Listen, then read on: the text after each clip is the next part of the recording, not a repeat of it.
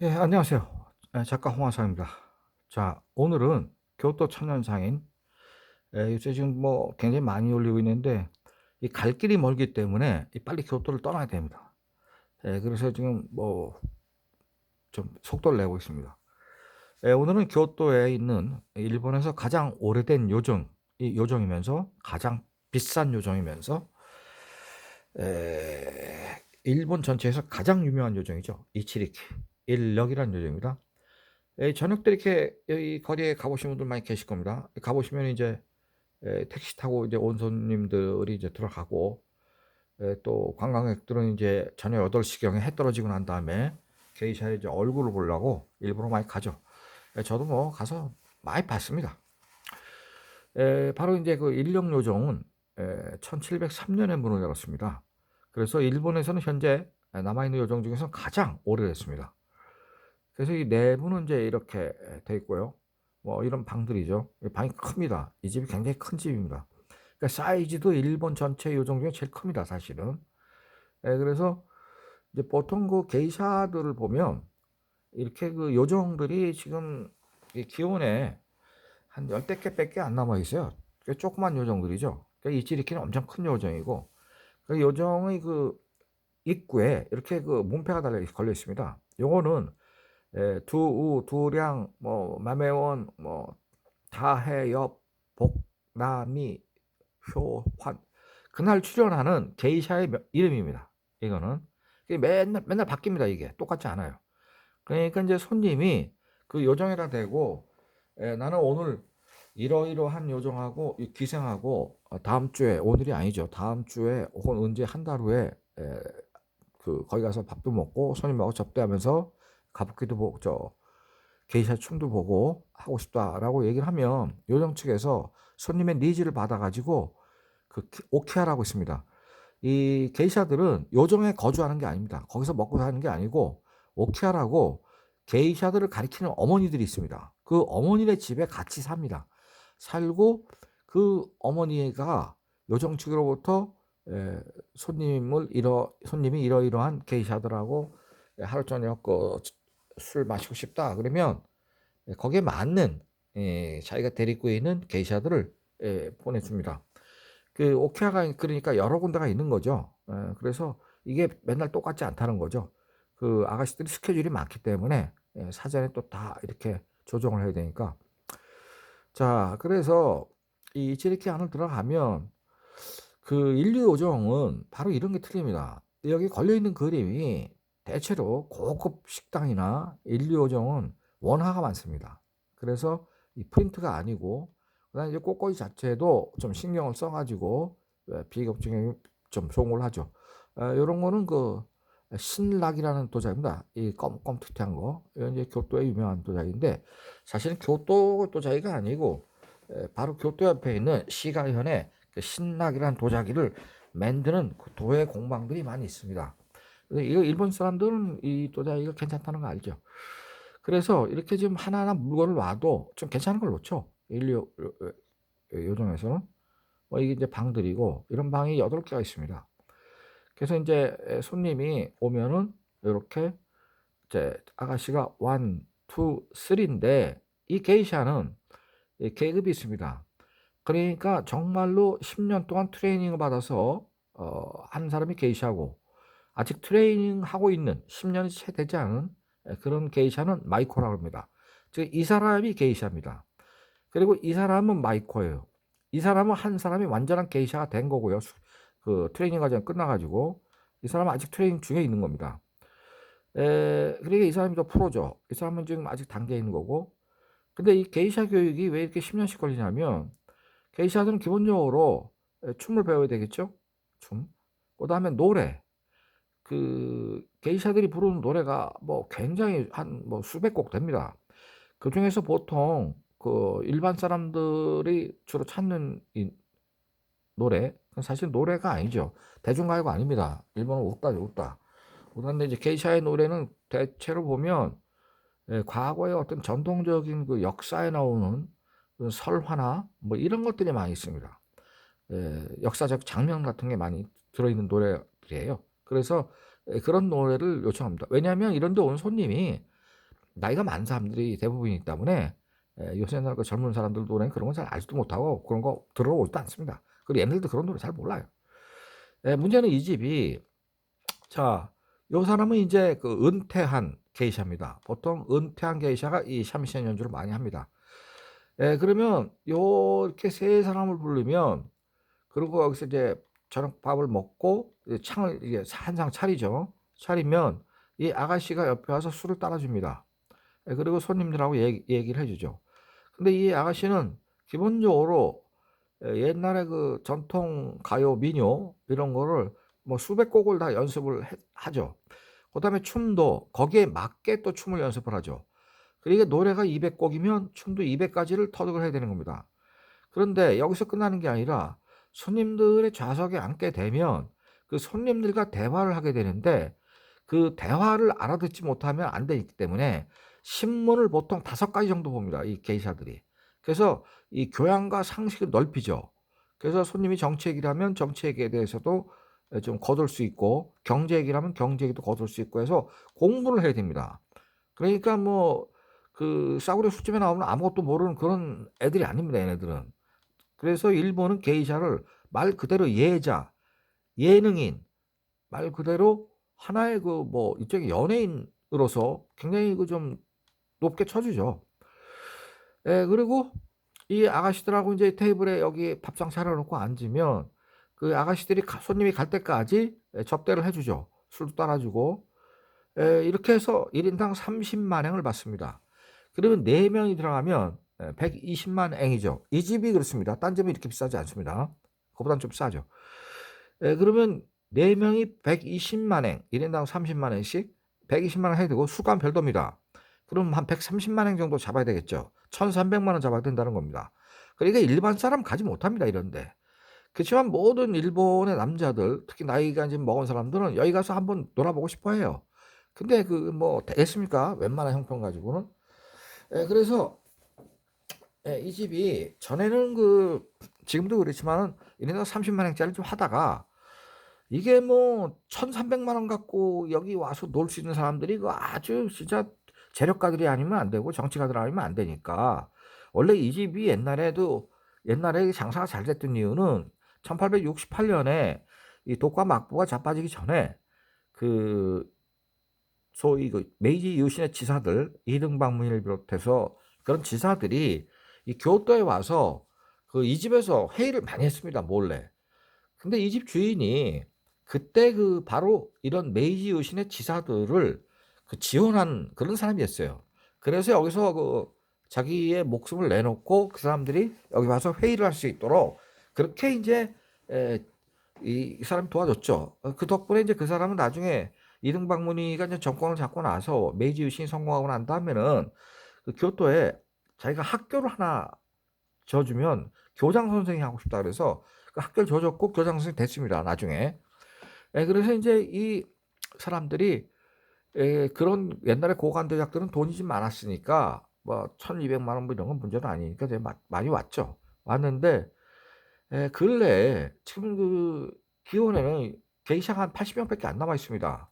그러니까 1950 년대 60 년대 초반까지만 해도 게이샤가 한 6천 명 있었어요. 그런데 너무 요금이 비싸니까 계속 이제 손님이 줄기 시작하니까 아가씨들 줄어서 게이샤들도 이제 최악의 제일 적을 때는 60 명까지 내려갔다가 지금 요새 쪼금 늘고 있어요. 근데 요새 그 신여성들이 게이샤가 되고 싶다는 사람들이 좀 있어요. 그래서 80 명이 됐는데 이거 누가 1,200만 원 내고 여기로 오겠습니까? 그리고 돈 있다고 저 집은 되지도 않아요. 저 집은요 그 저희 가서 하루 놀을 내면 그 이 집의 회원이 3 사람이 보증을 해야 됩니다. 그래야 가서 놀 수 있어요. 돈만 있다고 되는 게 아니에요. 그래서 그 보증을 하는 사람이 정치가의 경우는 국회의원으로서 5 선 이상 그다음에 에 행정부 입장에서는 장관급 이상 그다음에 대학교에서는 대학 총장 이상 그다음에 예술가 혹은 뭐 작가 이런 사람들은 노벨상 수상자 이상 이 부류만이 보증이 가능합니다. 그래서 그런 사람의 3 사람의 보증이 있어야 이 집에 가서 그 놀 수가 있거든요. 멤버십이 될 수가 있어요. 그 참 들어가지도 못해요. 그러니까 뭐 조건도 엄격해. 그리고 또 이 집에서 노는 거는 그날 요금이 1,300만 원이 나오면 그 자리에서 주고 나오는 게 아닙니다. 그 자리에서 크레디트 카드를 결제하는 게 아니고 후불제입니다, 후불제. 놀고 나면 보통 한 달이나 두 달 사이에 그 청구서를 보냅니다. 그 사람 회사나 자택이나 이런 데로 원하는 대로 보내주는데 그걸 왜 그러냐면 일본의 양반들 사무라이 아주 고관 대작들은 손님이 자기가 지금 대접을 하러 왔는데 손님이 보는 앞에서 계산을 하는 이런 에, 폐를 끼치는 듯한 행동은 하지 않는다. 그래서 항상 후불제를 합니다. 그러다 보니까 재력도 있어야 되고 게이샤들한테 쓸데없는 짓도 안 하고 그래야 되니까 그 일부러 멤버십을 그렇게 하는 거죠. 그래서 이 집이 한 15년 전부터 굉장히 어려워졌어요. 그 장사가 안 돼 가지고. 그래서 아주 특별한 걸 하나 했죠. 그게 뭐냐면 그 1 인당 5만 원만 받고 버스 한 차 그러면 한 40명 탄다고 치고 200만 원 정도 되잖아요. 그러면 게이샤가 이렇게 세 사람이 나옵니다. 나와 가지고 공연만 딱 해 주고 그 200명한테는 맥주만 한 잔씩 딱딱딱딱 따라 주고 그러고 갑니다. 그 5만 원짜리. 대신 공연은 다 볼 수 있어요. 공연은 그 고관 대작들 앞에서 하는 공연과 똑같은 그런 공연을 하죠. 1시간짜리 하고 그리고 손님들한테 맥주 한 잔 따라 주고 밥 거기서 드시고 가는 게 5만 원짜리. 이걸 했어요. 했는데 저 요정의 고민은 뭐냐면 지금 고관 대작들이 와서 4명이 앉았을 때 여기서 대접하는 요리 가이새끼인데 지난번에도 제가 며칠 전에 그 가이새끼 요리 설명했잖아요. 그러면 기본적으로 12가지 코스가 나오고 총 36가지의 음식이 나옵니다. 그러려면 그 음식을 만드는 이 주방에 그 기술자들이 최소한 4명 있어야 됩니다. 근데 그 음식을 만드는 기술자들이 인건비가 비싸요, 인건비가. 아무리 못 줘도 아마 한 달 월급 아마 600만 원 이상 줘야 될 겁니다. 그러니까 손님은 없는데 그 기술자들을 쓰려니까 힘이 들잖아요. 그래서 교토에는 사추록이라는 그런 게 있습니다. 그게 뭐냐면 밥만 전문적으로 짓는 집, 된장국만 전문적으로 끓이는 집, 생선 요리만 전문적으로 하는 집, 생선을 굽거나 튀기거나 찌거나 이것만 하는 집. 그다음에 반찬. 교토는 오반자이라 그래서 그 채소 요리가 발달했습니다. 그러니까 무 절임, 뭐 가지 절임. 이 교토 사람, 일본 사람 가지 절임 많이 먹어요. 가지도 고소도 먹고. 그다음에 뭐 오이 절임. 그다음에 뭐 김치, 뭐 나박김치 뭐 이런 등등만 전문적으로 하는 사추록이라는 집이 있어요.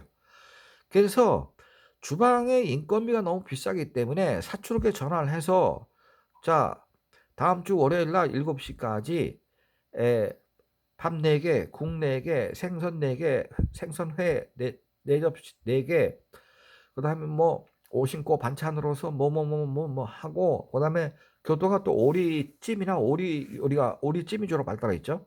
그러면 오리찜 뭐 4개 뭐 이렇게 해 가지고 그다음에 뭐 한천 그다음에 두부피 유바 뭐 이런 거 쫙 하면 36가지를 4인분씩 해서 144개의 음식을 사추록에다 전문 분야를 다 틀리니까 딱 갖고 오셔. 다음 주 월요일 7시까지. 그러면 그 사람들이 사추록에 딱 옵니다.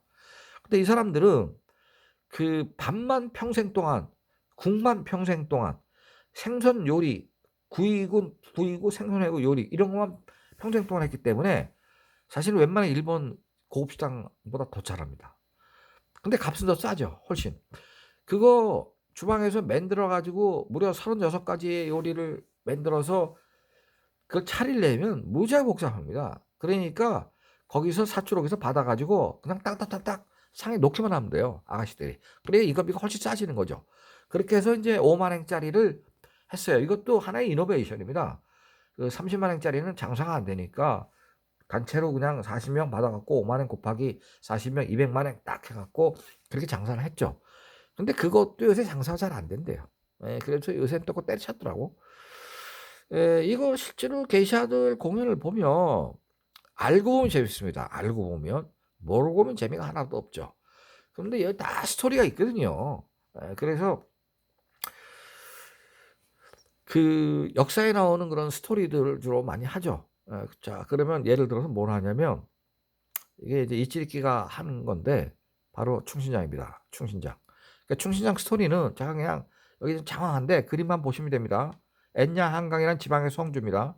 이 성주가 참군 교대에 걸려서 도과 막부, 즉 에도성이죠. 에도성에 불려 올라갑니다. 참군 교대는 막부의 수장인 쇼군을 2년 동안 경비하러 하는 일입니다. 그 경비가 목표가 아니고 막부는 지방 성주 중에서 마음에 안 드는 놈들을 불러다가 경제력을 박탈하게 한 수단으로 이런 참군 교대 제도를 많이 활용했습니다. 그 참군 교대는 그 지방 먼 번에서 이 동경까지 올라오려면 2달씩 걸립니다. 그 2달씩 걸리는데 이 2달 걸려서 올라오려면 자기가 수행원을 데리고 오는데 그 수행원의 숫자가 적게는 50명, 많게는 500명입니다. 500명. 그러면 이 2달 동안 영안에서 먹고 자고 하면서 올라와야 되니까 돈이 무지하게 듭니다. 그리고 이 사람들이 동경에 오면 그 자기 밑에 있는 부하들 중에서 500명 중에 한 300명은 돌려보내지만은 200명은 자기를 경호를 해야 되니까 얘네들이 살 집을 전부 구해줘야 됩니다. 그럼 그 집값이 어마어마하잖아요. 그렇게 해서 불려 올라왔는데 애냐 한강이 독과 막부의 집사장, 즉 비서실장한테 찍혀가지고 왜냐하면 비서실장 기라가 애냐 한강의 부인이 미일이기 때문에 그 부인을 좀 어떻게 건드려 버리려고 애냐 한강이라는 성주를 맨날 타박을 합니다. 그래서 이 타박을 해서 결국 이 사람이 이제 성 안에서 그 집사장 기라한테 칼을 빼서 죽여버리려고 칼을 빼려고 하는데 못 뺐죠. 왜냐하면 성 안에서 칼을 빼면 그거는 독과 막부에 대한 그 정면 도전, 반역이 되기 때문에 할복 자살하게 되니까 칼을 3치 이상, 9cm 이상을 빼게 되면 그거는 모반이 됩니다. 그래서 처음에는 9cm도 못 빼고 한 8cm 뺐는데 너무 화가 나니까 나중에 그걸 빼서 그 집사장 기라의 그 머리통을 내리쳤어요. 결국 이 사건 때문에 거기 애냐 한강이 할복 자살을 명을 받습니다. 그 막부로부터 이제 할복 자살 장면이 나오는데 그래서 이제 할복 자살을 이제 명을 받았어요. 명을 받아가지고 거저 장면이 이제 할복 자살을 하는 장면입니다. 자, 이게 애냐 한강이고요. 이 뒤에 있는 사람은 애냐 한강의 오른팔인 신하입니다. 자기 오야봉이 할복 자살한다는 얘기 듣고 지금 들어가서 옆에서 보고 있는 겁니다.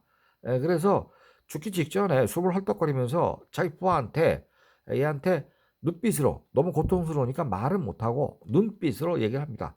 그 말은 내 복수를 해다오 이런 거였어요. 그래서 이 부하가 엔야 한강에 복수를 하기로 결심을 했는데 바로 이제 그 결심을 할 때까지 고민이 많은 거죠. 왜냐하면 이게